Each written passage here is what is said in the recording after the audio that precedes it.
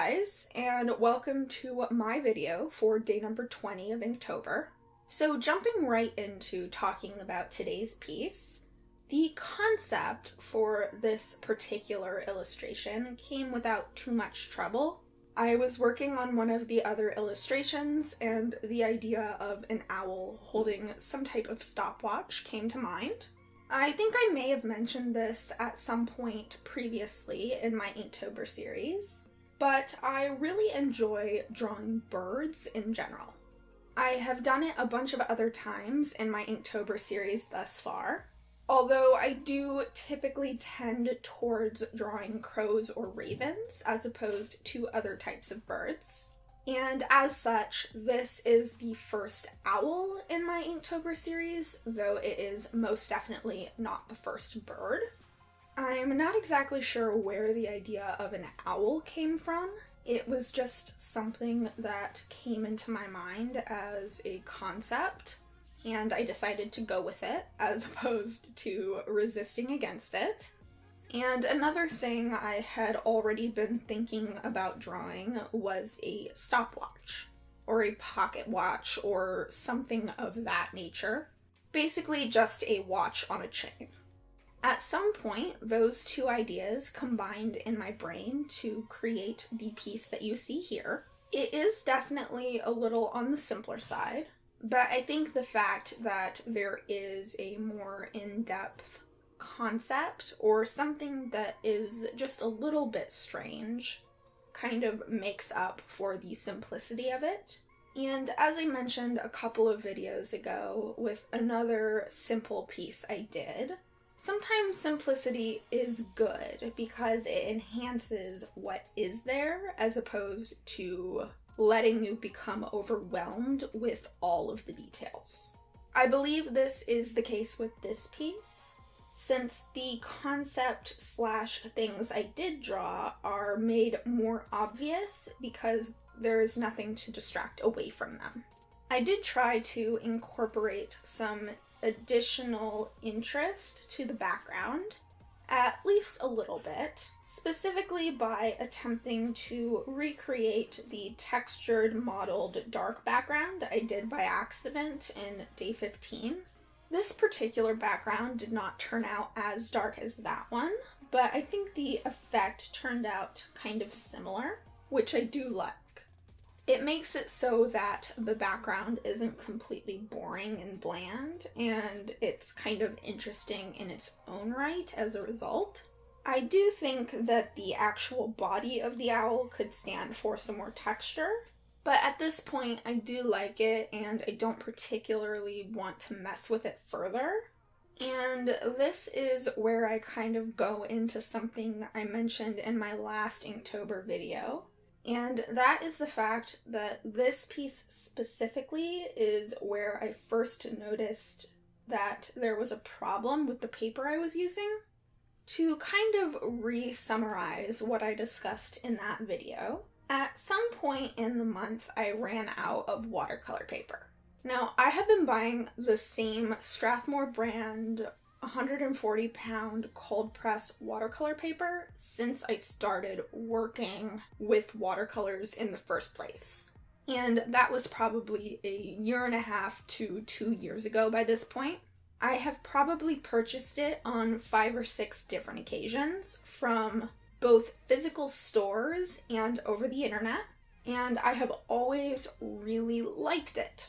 However, this last time I actually purchased it from 2 different places. I purchased it from Michael's and also from Amazon, and I'm going to show you a close-up comparison before I go any further with this. This is a piece from when I first started Inktober this year. And the second is also from this year, but it was after I repurchased the paper. And I want you to tell me if it looks different to you or not. Because I swear it looks completely different. The texture is all wrong. It used to go in pretty uniform directions. All of the texture of the watercolor paper was targeted, and it worked better. Kind of focusing in on some of the more specific issues that I've faced, is one of the things that makes me not want to mess with this piece further. And that is the fact that when you put ink or watercolor down on this paper, it is down. You can't really pull it up with a towel. It stains the paper immediately. With the paper I had before, there was a little bit of give, which was really nice because if I had a wash that was too dark, I could lighten it or soften edges by blotting it up. However, something about this paper just absorbed way too quickly and made it harder to add shading and texture to things because I had to make sure the washes were exactly right. And it's not necessarily that that's a bad thing, getting things right the first time, but I do like the little bit of give. And I think it is probably my perfectionist nature that likes that give, because it allows me to fix things if I need to. The next issue I faced is one that is a lot more of a problem, and that is the fact that the ink didn't always adhere to the paper. At times, the ink was just kind of sitting on top of the surface of the paper, and I really had to scrub with my brush to get it to work in. And that is very, very frustrating and makes it very difficult to get even washes of color. For the past 1.5 to 2 years that I've been purchasing this paper, I never had to do that. Not one time. And yet, here I am trying to scrub ink into paper. It doesn't make sense to me.